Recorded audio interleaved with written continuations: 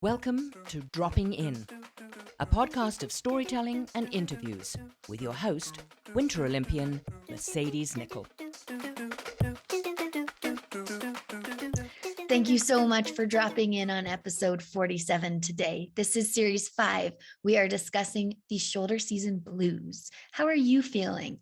I wasn't feeling great, so I started this series and talked to some experts and athletes to see how they're feeling about this fall 2021, especially with the pandemic hovering over top of us still. Let me introduce episode 47's guest that we will be dropping in with. Our next guest is honestly a pure delight to chat with. When I posted about my struggles this fall with the shoulder season, he reached out right away to check in. He has a beautiful daughter, and his wife could probably kick all your butts at hockey. He's a 5-time, going on 6-time Paralympian for Team Canada in sledge hockey. His one-armed slapshot clocks at 80 miles per hour. He lives with the side effects of Spina Bifida, using crutches or a wheelchair at times. But that never stopped him from becoming a 4-time world champion and a Paralympic gold medalist. This husband, friend, father, 4-time world champion, Paralympic gold medalist is one in a million. I'm pleased to introduce Billy Bridges. I love her voice. Billy Bridges, are you ready to drop in? Yeah, let's do it. 10 rapid fire questions. Here we go. If you could be anywhere in the world, where would you be right now? Prince Edward Island, Why Prince Edward Island? because that's where I'm from. Family? Yeah. Got it. Okay. Favorite season?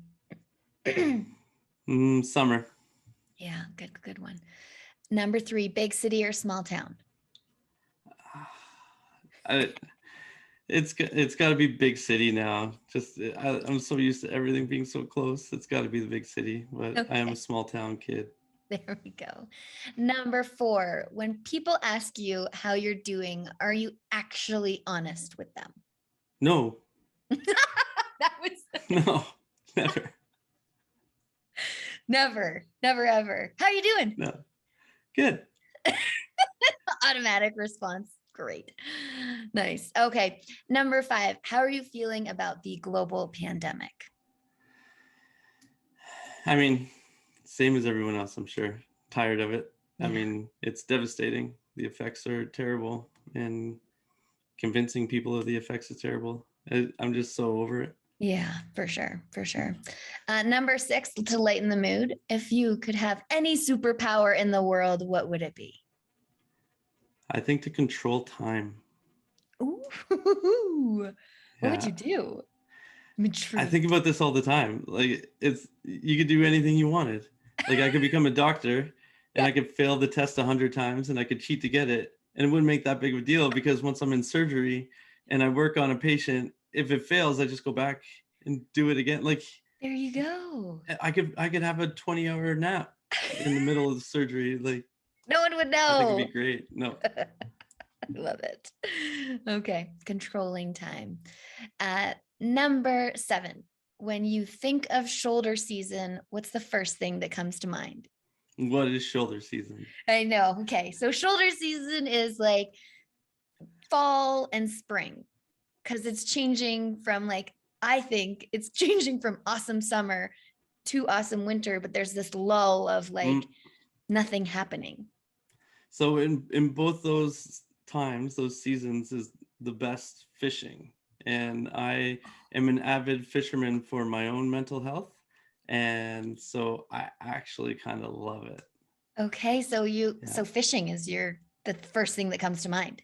Yeah. Oh, maybe I need to take up fishing. Maybe that's the answer. Yeah. We'll get into that later. Okay. I like it. So would you say that number 8 is asking, do you have any tricks for the shoulder season blues? Do you think fishing would be the answer? Fishing is absolutely the answer. You can go on a kayak when there's 4 feet of snow, but there's running water and it's not cold. Like, you sit on a warm cushion. Like, you can be in -5-degree water that isn't frozen because it's moving or something, and go fishing. And you're out there for I mean, for as long as you want, for hours or 45 minutes, and all you're thinking about is fishing, retrieval rate, lures, depths, speed, everything. It's so much fun. And then it's kind of like gambling. Like when you hit a big one, like it's pretty awesome. Okay. Does it get the adrenaline pumping? Oh yeah. Yeah. Okay. Absolutely. Obviously, I'm not a fisherwoman. That's right. Anyways, Neither was okay. I. Number 9, do you take any supplements? I do take vitamin D, as every Canadian should in the winter. And off and on, I would take melatonin to help me sleep sometimes. But Okay. Yeah. Because besides you do that, travel a lot as well, right? yeah, and it has nothing to do with travel. It's just my mind likes to just keep going until the sun rises. So that kind of helps me. That doesn't help for a good sleep, does it? But melatonin does help. Mm-hmm. Number 10, would you say that you get the shoulder season blues? Yeah. Yeah. Right about sure. now? Earlier, as soon as I have to put anything over my t-shirt, I think it starts to like hit me. Once you start layering up, yeah, that makes sense. But opposite, once I can start layering down in the spring, I think it brings out a lot of happiness. Yeah, for sure. Awesome. Thank you so much for doing the rapid fire, Billy. That was it. That was it's usually not that fast. So I'm really proud of us. Oh, you were saying it was rapid. I was trying to make it as quick as possible. I know, but it's hilarious. I always like get into conversations. I'm like, what about this? What about that? No, so I appreciate that. So now we can chat more about dealing with the shoulder season blues, what comes up. I mean, I did that post on Instagram and you so kindly responded to check in with me and see how I was doing. And at that time I really wasn't good. And I just escaped to Mexico and I just recorded before with Chad Chomlek, who's a Whistler Pemberton local photographer. And I was like, today I just didn't have a good day either. And I'm in the sun, I'm soaking up the vitamin D. And it's like something about fall. What would you say it is? Yeah, something about fall, something about colder places. I think you posted right after I just made my 6th Paralympic team. I just went to my tryouts and I should have been like over the moon, excited and happy. I mean, obviously you start to realize how much work you have ahead of you, but like yeah, something about the season, especially the beginning of it, it just kind of sucks you down. It does. And I mean, like just what you said, probably one of the precipice moments, going to 6 Paralympics, making that team, so exciting. But then fall freaking looms in and is like, here's the dark nights and here's the rain. What else would you like? Yeah, and I have a 5-year-old who has a ton of energy, and we're lucky enough to have a pool. And like as soon as it hits this weather, like obviously you can't swim anymore, but like the pool's still there, and she doesn't really understand why we're not still swimming. And then you got to fill that time with something else. And so what would you say that answer is? That's something Britt Janik and I talked about because we're avid golfers and we're trying to figure out what this in between sport should be. So do you take your daughter fishing? Is this the answer? I do. It's tough to take her to like a location where you can actually catch a lot of fish, but I would certainly recommend to an individual to try fishing, especially if you can get to a river. It blocks all the nasty wind. A nice base layer will keep you warm enough to do it, and it's my meditation. It's awesome. I love that. There's so many different forms of meditation. I find like I got introduced to a spoken word meditation, so I can lay there and not just listen to the breeze going or some dog barking. You can listen to someone's voice. And also I think that that's like a thing that we miss out on, is a meditation while you're doing a sport like fishing. You still are probably looking inwards and thinking, I got to catch this fish, but also thinking a little bit more inwardly. Would you say that's true? Yeah, or not at all. I do have ADHD and depression, and I'll openly say both those things. But like, there's just something about fishing that just I can be out there for 10 hours and have not thought about a single thing accept what I'm doing. Now I'm an active fisherman, so I don't just throw a bobber out there with a hook and wait, or troll around in a boat. Both Yeah. those things can be exciting. You can catch amazing fish, but to me, it's not about catching fish. Okay. It's about the activity and the action, and tying different lines and different lures, and every single thing about it. Watching the animals go by that you would never see. Like I live just west of downtown Toronto in Mississauga, and there's a million people. And when I'm in my little Credit River ravine on my kayak, like the only people I see are the rowers from the Dawn Rowing Club that are so pissed off that I'm there because I'm like in their space. But it's just so heavenly, and Amazing. I can literally be out there for hours, and it's my little Zen space. And once I'm done, I just feel so refreshed. Yes, you found your happy in the shoulder season. That's so key. I love that. And I think that that's something that's difficult for most people to find in this time, is like this transitional limbo time. Like, yeah, I still have to go to work. Yeah, I still have to do this, but like, what it's pissing rain out. What am I going to do? It's being with nature. And that's what I'm finding throughout a lot of this series, is that you really need to listen to nature, which is something that I never really thought about. And now I'm 37. I'm like, oh, nature's trying to tell us something. I mean, we look at the freaking tornadoes that are almost hitting the ground now, and you're just like in Canada, and you're like, oh yeah, Mother Nature's not so happy with us right now, is she? But Yeah, and definitely to support that fact, like fall all the way until like middle of January is the best fishing time. That's is when it? all the fish are feeding like crazy to be able to pack it away for the winter, where they like get down to the bottom of the water and just kind of they almost become dormant, like their body almost shuts down.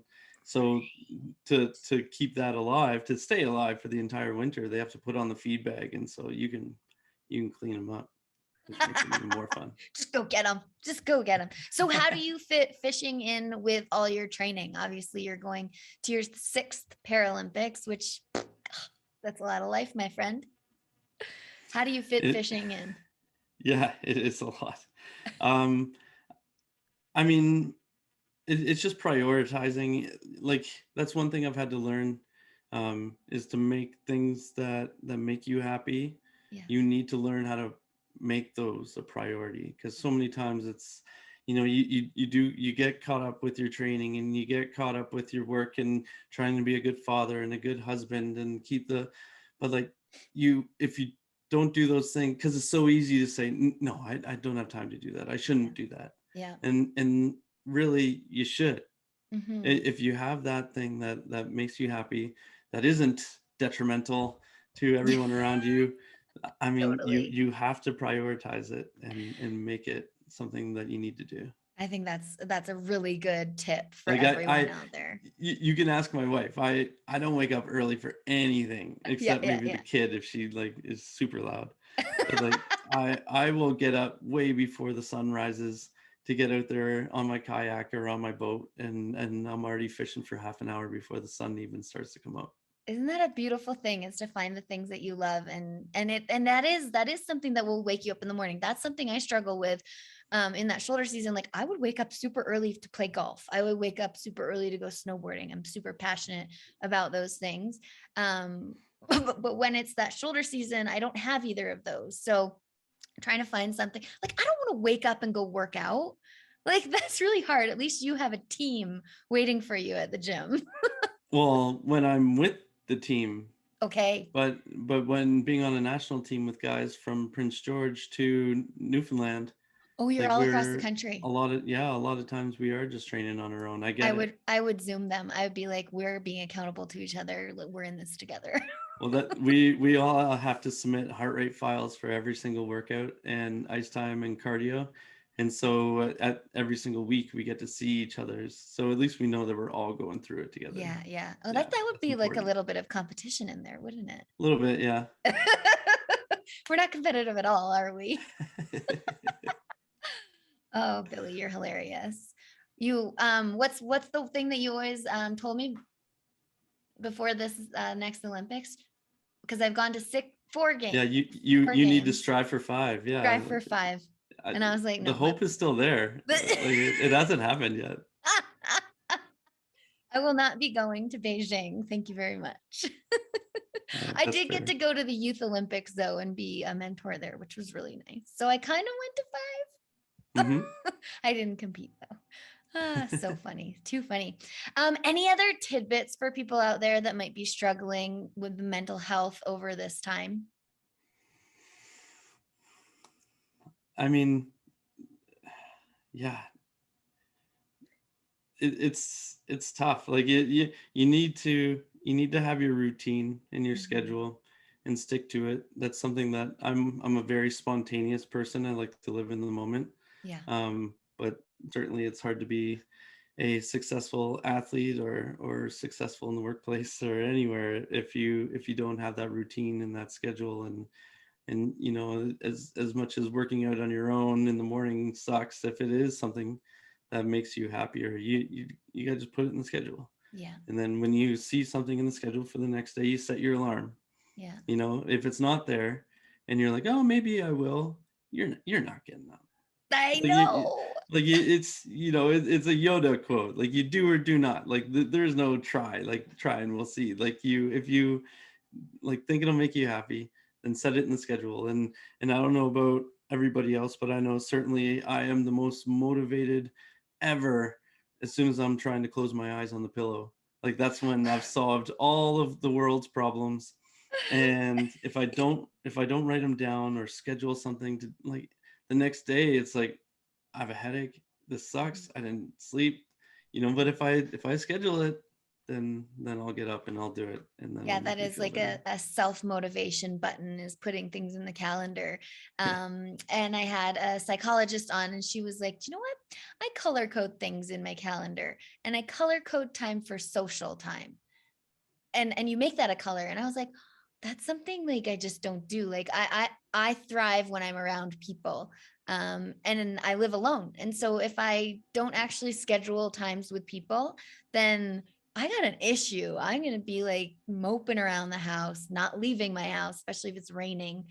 So I think that's a really big takeaway as well, is, I mean, I guess you check in with your teammates, with your heart rate and your ice time, which is pretty cool as well. You've got a good little family away from your family there. No, that's true. That's awesome. Thank you so much for dropping in today. What are your plans for leading up to the Beijing Games? I mean, we head to Nova Scotia to play some games against Korea at the end of the week, and then in December we go to Czech Republic to play USA, Czech, and Russia out there. They're the top 4 teams right now, I think. Okay. And then I mean, it's just all going to be a blur. But I mean, if you don't mind, if I could touch on it a little bit, something else that I wanted to add is that I do have a psychiatrist, a clinical psychiatrist that I touch in with every single week. Yes. If not more, and sometimes less, depending on how you're feeling. And I really do feel like that is just so important. Yeah. A lot of people will go on YouTube and watch a motivational video, or even a hockey team has a sports psychologist, and it's just, the difference is so drastic. Okay. Like I equate it to, if you want to get your car fixed, you take it to a mechanic, not a keynote speaker, not a motivational speaker. With your mental health, it's the exact same. Yeah. Like if you have any anxieties, any stresses, performance anxieties, all these things, go see a doctor. Like I see Dr. Carla Edwards. I asked permission to be able to give her a name drop here. And she is absolutely incredible. And it was something that I didn't know that was even a thing, that was possible. And like a lot of teams I've been a part of have a sports psych that comes in, and oftentimes it's workshops, it's trying to build team chemistry. But there's so many players that I've known, and myself included, that, man, just need to talk about how much anxiety I have, or how I'm not getting along. And that needs to be through a professional, someone that's not a part of your team, your organization, your company. And, it's covered by our healthcare. I totally And that's agree. one thing that a lot of people don't don't appreciate, don't understand. I've never even met my psychiatrist, Dr. Edwards.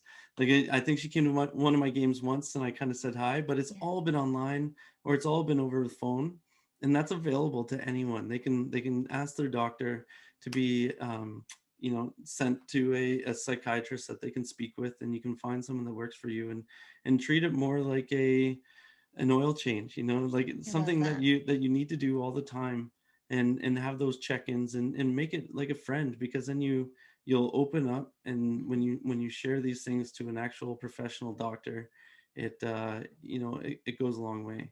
Oh, I So love highly you. recommend. It's so true. It's so true. And I'm not saying that we will get the answers, but you can get some answers and go in that direction. And I know Dr. Dawn Valet, she's a Chinese medicine doctor, and she actually wrote to me and she was like, I forgot to talk about this. And like, also go see counselors, go see psychiatrists. Like, it's so important. And I wholeheartedly agree. Thank you so much, Billy. You're the best. Thank you so much for dropping in. Where can people find you online? No problem. Thanks so much for having me. I'm Billy Bridges 18 on Instagram, Twitter. Awesome. I'm still old and using Twitter. I gotta get on that, like TikTok. I'm on Twitter too. No, I had to delete TikTok twice because I was up until 3 a.m. watching it. Don't do it. Don't do it. Okay. Also, where can we watch your games online?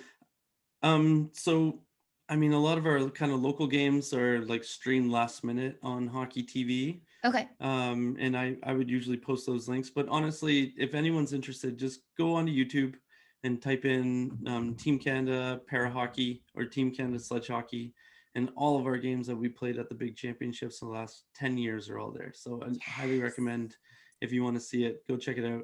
The game has become so fast that it's, it still blows my mind when I watch clips now, because it feels like they're in fast forward. It doesn't seem like we should actually be moving that quick, and it's pretty awesome. Some incredible athletes. It's Remembrance Day tomorrow. We have some veterans on our team as well that you can watch and support, and check us out. Oh my gosh, I love, well, my parents and I are obviously huge fans of sledge hockey. So keep doing what you're doing. Represent Team Canada. Can't wait to watch you in Beijing in February. Are you February or March? Usually the end of February, beginning of March. End of February. Yeah. All right. Awesome. Thank you, Billy. Thank you. Thanks so much for dropping in. You can find all the dropping in episodes on the Dean Blundell Network or on your preferred podcast network, where you can subscribe and not miss an episode.